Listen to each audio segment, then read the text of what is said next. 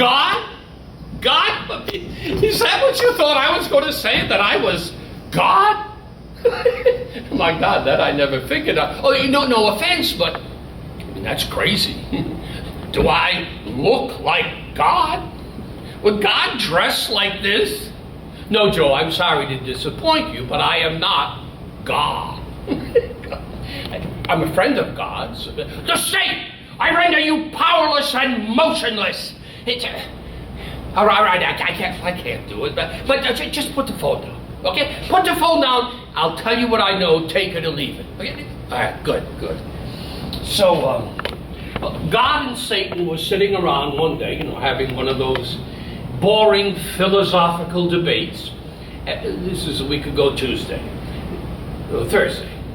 No, Tuesday, well, anyway. So Satan's sitting there, pink suit, gorgeous head, little mole on his cheek. And Satan says, there is not one man on the face of the earth in the entire universe, I mean, regardless of race, religion, Polish, Jewish, well, whatever, who would not renounce God once the devil put enough heat on. Can you believe it? Two grown deities talking like this? To which God replies, and this is a quote, we got it on tape, there is one man would never renounce, and that man is, Joe Benjamin. Yeah, thrills, right? So they make a bet. I'm only telling you what I heard. And the bet is this: the devil will make your life so miserable that you will renounce God. That's it. Message delivered. No tip necessary. It's been taken care of. So, good night. Good luck. God bless. But I doubt it.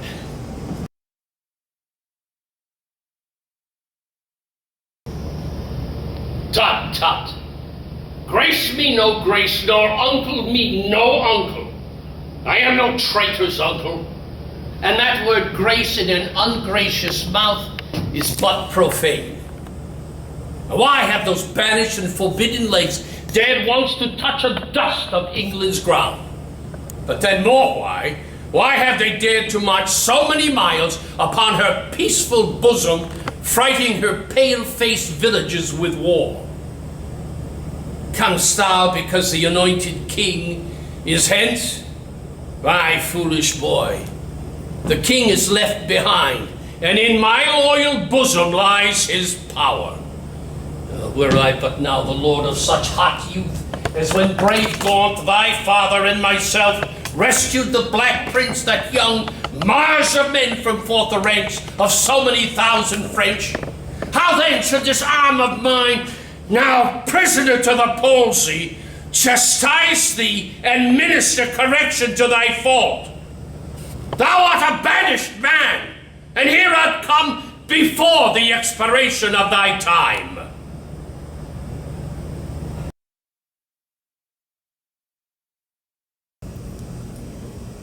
Each time I come up, I try to bring a bit of good news.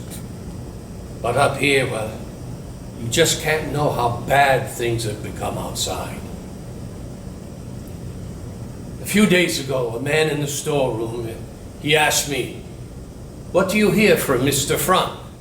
I said, "But I heard a rumor that you were in Switzerland." He said he heard that too, but thought I might know something more. And then today, just signing some invoices, I looked up and I saw him staring at the bookcase. He said he thought he remembered a door there. Then he said he wanted more money, 10 more guilders a month.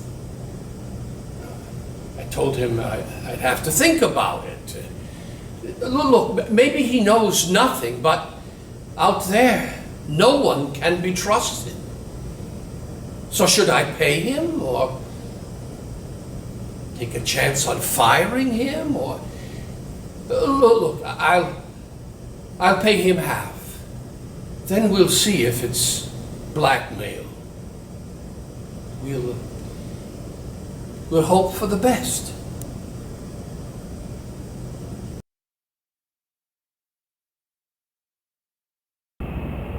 Give him time, Harry. He'll come out of it. I've watched many cases of almost fatal teetotalism, and they all come out of it completely cured and as drunk as ever. My opinion is that the poor sap is temporarily bughouse from overwork. You can't be too careful about work. It's the deadliest habit known to science. A great physician once told me that. I well remember him saying, "You're naturally delicate, Ed, but if you drink a pint of bad whiskey before breakfast every morning and not work if you can help it, you could live to a ripe old age. It's staying sober and working that cuts men off in their prime." Yeah, Miss Old Doc, gone to his maker. Probably standing around on some street corner in hell right now making suckers of the damned, telling them there's nothing like snake oil for a bad burn.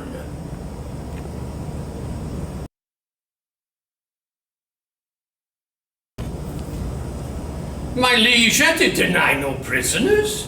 But I remember when the fight was done, when I was dry with rage, an extreme toil, breathless, faint, leaning upon my sword, came there a certain lord, neat and trimly dressed, fresh as a bridegroom, and his chin new reaped showed like the stubble land at harvest home.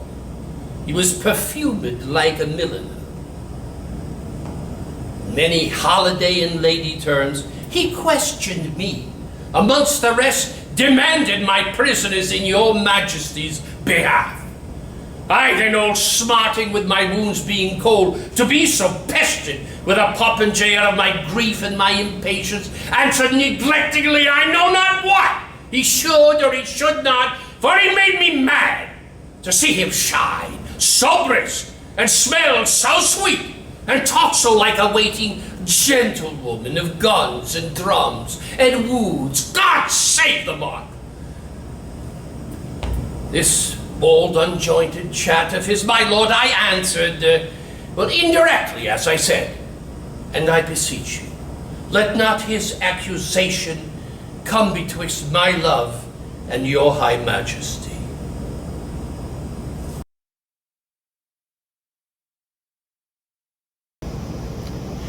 Now, the story I want to tell you tonight is the story about the time that, well, Joseph wanted to throw Jesus out of the house. No, it's true, it's true. Well, you can't blame him, actually, can you? I mean, look, Jesus is almost 30. Well, he's still living at home, got no job to speak of, and he's running around every other night with the apostles. They follow him down the road like little ducklings, just hoping that he'll walk on a lake or a river. They'll all dive in. It's Miller time! So, on this particular day, Joseph yells up, "Come on down, son, breakfast is on. Loaves and fishes, And Jesus yells back, "Do what is slop?" "Slop, is it? Here I am working all my life to put slop on the table, and your mother's fixed it just the way you like. No bones. Well, you're going to eat it, you little squid." So at this time, Joseph is getting very angry. So he rolls up his sleeves and decides to go upstairs to give Jesus a piece of his mind. But Jesus knows that Joseph is coming. Well, he's God. He knows everything. Right? So Joseph's going halfway up the stairs. All of a sudden, Jesus flings the door open, points at him and says, "I don't have to listen to you. You're not my real father." I know. It cut Joseph to the heart. When Joseph heard these words coming from his only begotten stepson, he fell down on his knees and he started to cry. And he cried. He cried more than any man on earth. He cried for 40 days and 40 nights. He cried so much that there was a flood. And then he went to a shed and he built an ark.